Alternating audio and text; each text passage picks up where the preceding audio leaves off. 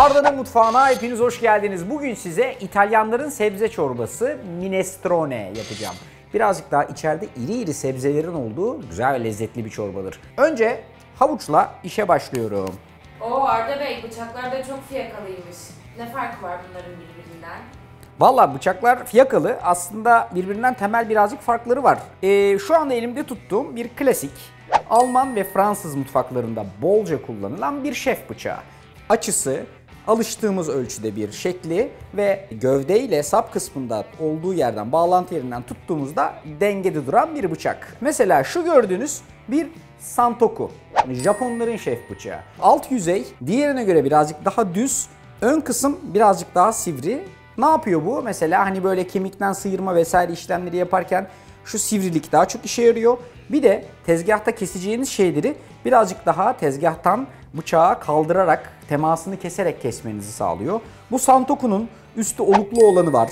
Dediğim gibi bak, küçük boyu var. Hani ben büyük bıçak kullanamıyorum diyenler için büyük boyu var. Bu da aynı şekilde. Bu ise birazcık daha hibrit bir bıçak. Hafif kavisli geliyor. Alt tarafı şef bıçağı kadar yuvarlak değil, santoku kadar düz değil. İkisinin ortası bir kıvamda. Önü birazcık daha öne doğru sivri geliyor. Burun kısmı kemikten sıyırmalar için ideal. Bunun da böyle farklı farklı boyları var. Sen hangisini istersen kullanabilirsin ama bence sen bu büyüğü kullanmak istersin nasıl? Büyük olan için bayağı kıdemli olmak gerekiyor gibi geldi. Yok be, aslında onunla da gayet rahat kullanılıyor. Yani mesela şununla yapayım diyordum ama senin için şu büyükle çalışabilirim. Büyük şef bıçağıyla çalışmak aslında mutfaklarda şeflerin daha çok tercih ettiği bir şeydir. Daha rahat ve daha kolay çalışırsınız. Bununla da çalışıldığını size göstereyim. Öncelikle 2 tane havucumuz var elimizin altında. Zar şeklinde küçük küçük doğrayarak işe başlıyoruz. Şu şekilde doğruyorsunuz. Doğrarken aceleci olmanıza gerek yok. Sadece eşit zarlar yapmanız önemli. Bak mesela az evvel sana söylediğim şey şuydu. Diğer şef bıçağını böyle dairesel hareketlerle keserken santoku'da çok daha böyle dik hareketlerle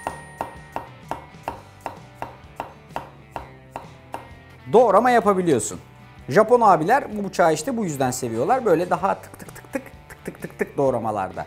Mesela bu küçüktü. Bunu mesela en çok Türkiye'de kadınlar tercih ediyormuş, biliyor musun? Gerçekten. Evet, küçük, daha hafif, daha kolay kullanımı olan bir bıçak olduğu için santoku'yu bir Japonlar bir de Türk hanımları tercih ediyormuş. Bir de güzel o yüzden. Evet. Şimdi ben sana bir tane de olukluyla keseyim. Bu oluklar normal şartlarda aslında kan oluğu. Bir etle vesaireyle falan çalışırken kanın birazcık daha bıçağın üstünden kolayca kayıp gitmesini sağlıyor. Gördüğün gibi bıçağı hiç tezgahtan kaldırmadan böyle ince ince kereviz sapını da doğruyorum. Minestrone'de içindeki sebzeleri istediğiniz gibi birazcık çeşitlendirebileceğiniz gibi farklılaştırabilirsiniz de. Sadece bir kaşığa gelecek kadar olacağını düşünürseniz çok çok iri yapmayacaksınız bunu. Burada bakınız, soğanı da küp küp olacak şekilde doğramanız çorbanın selayeti açısından önemli. Sıra geldi patatese. Bakınız, patatesi de aynen havucu doğradığımız gibi küp küp doğrayacağız. Arda Bey, bizim evde patatesler soyulmuş değil ama nasıl soyacağız? Aynı bıçakla soyabilir miyiz? Vallahi kendine güveniyorsan bununla patates soyarsın böyle güzel güzel. Şöyle bak, şu hareket böyle. Ama bence mutfaklarda şöyle bir meyve bıçağı tarzında bir bıçağımız olacak. Bütün soyma moyma işlemleri bu meyve bıçağıyla yapacağız.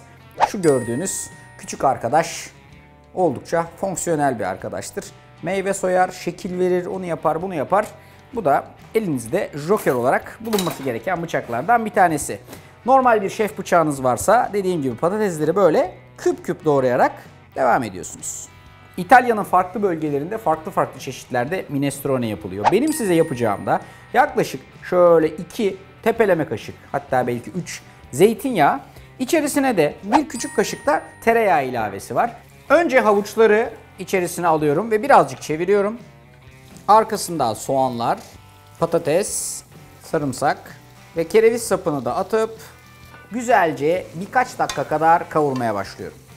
Suyunu vereceğiz. Bu tam bir tavuk suyu değil, birazcık tavuk suyuyla lezzetlendirdiğim bir su. Yaklaşık 1,5 litre kadar sıvı ilave ediyorum bunun içerisine. Hafif bir gün önceden suya bıraktığım ve birazcık diriliğini almak için haşladığım fasulyeyi ilave ediyorum. Ve en son olarak da içerisine şöyle bir parça kendi yaptığım erişteden koyuyorum. Şöyle tuzunu koyuyorum. Hafiften karabiber koyuyorum. Her şeyi karıştıracaksınız Birazcık tıkırdatacaksınız. Böyle bizim içtiğimiz gibi helmeli helmeli bir kıvam olmasa da oldukça lezzetli ve aromatik bir çorba. Yaklaşık yarım saat kadar tıkırdayacak. Birazcık çekecek, her şeyi özümseyecek. Ondan sonra da şahane bir çorba sizi bekleyecek. Efendim, yarım saatlik hafif bir bekleyişin ardından minestrone çorbanız. Vurguyu doğru mu yapıyorum bilmiyorum. Sen İtalyanca biliyor musun Naz? Tabii çok iyi. Çok iyi. Minestrone çorbanız hazır.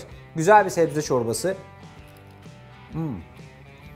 Çok net, yalın, düzgün olması gerektiği gibi bir minestrone çorbası yaptık. Tarif burada. Buraya bırakıyorum. Alın, Diyettekiler için yapıyor mu? uygulayın.